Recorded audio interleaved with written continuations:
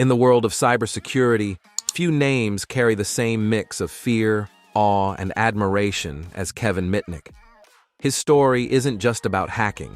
It's about obsession, intelligence, ethics, and how one man's journey rewrote the rules of the digital age. Kevin David Mitnick was born on August 6, 1963, in Van Nuys, California. Growing up in a modest home with separated parents, Kevin didn't fit into the mold of the typical teenager. He wasn't into sports or parties. Instead, he was fascinated by how things worked. Before he even touched a keyboard, Kevin was already hacking systems. At just 12 years old, he learned to ride the Los Angeles bus system for free using unused transfer slips and a copy of the city's transit guide. It was clever, legal, and a clear sign of what was to come. In the 1970s and 80s, long before the internet became mainstream, a subculture of phreakers emerged, people who manipulated phone systems for free calls or access to telecom networks. Kevin entered this world like a natural. But what truly set Mitnick apart wasn't just his technical skills. It was his mastery of social engineering, the ability to manipulate people rather than machines.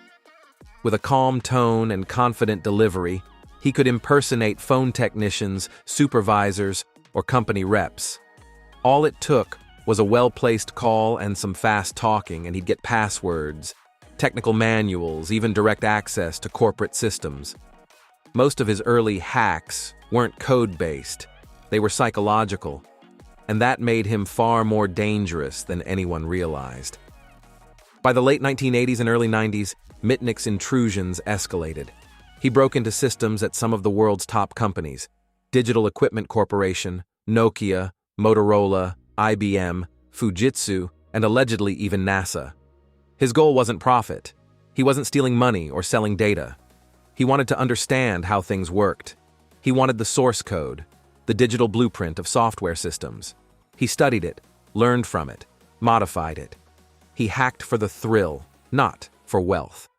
But that didn't stop the FBI from branding him a cyber terrorist. In 1992, the chase began. Kevin became a fugitive. He changed identities, cities, appearances, living life as a digital ghost, always one step ahead of the law. He was the embodiment of cyber myth, invisible, untouchable, unpredictable. Even while on the run, Kevin kept hacking. One of his most infamous intrusions was into Motorola's systems, where he accessed confidential documents about their wireless technology. But again, it wasn't the content he stole that scared authorities. It was how easily he got in. His tools, a laptop, a phone, and an unparalleled understanding of human behavior. Kevin would call an employee, pretend to be a tech worker or manager, and before they knew it, they were handing over sensitive information. He knew that digital systems are only as secure as the people who operate them. To the media, he was the most dangerous hacker in America. To the hacker community, he was a hero, an anti-establishment icon exposing corporate and governmental weakness. It all came to an end on February 15th, 1995. Kevin had crossed the wrong target: Tsutomu Shimomura, a respected cybersecurity expert. After Kevin infiltrated Shimomura's personal system, Shimomura joined forces with the FBI. Using advanced tracking techniques, they located Mitnick in Raleigh, North Carolina. He was living under a false identity: Eric Weiss. When the FBI arrested him, Kevin was surrounded by phones, computers, and technical manuals.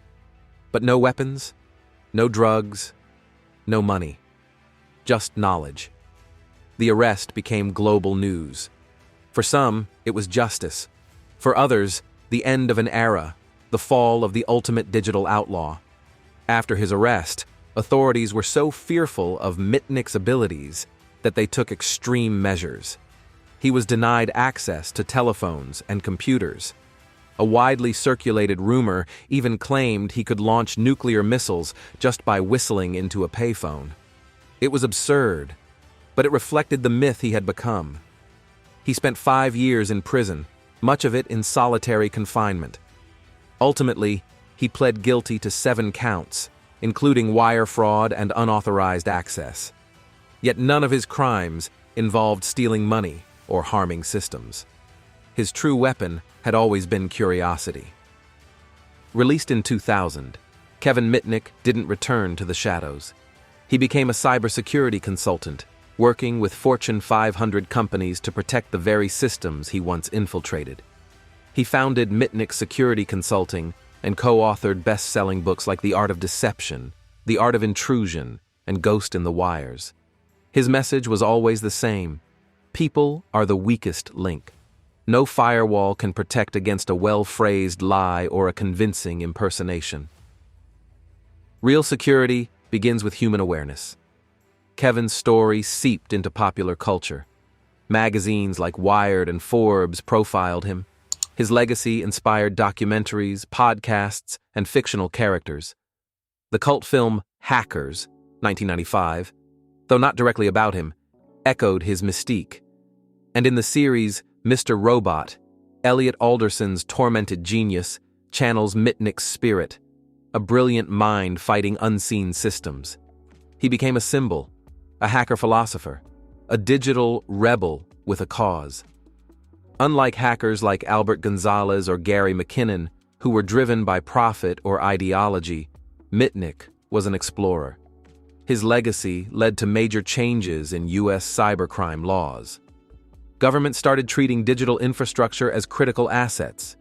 Companies invested in employee training to prevent social engineering attacks.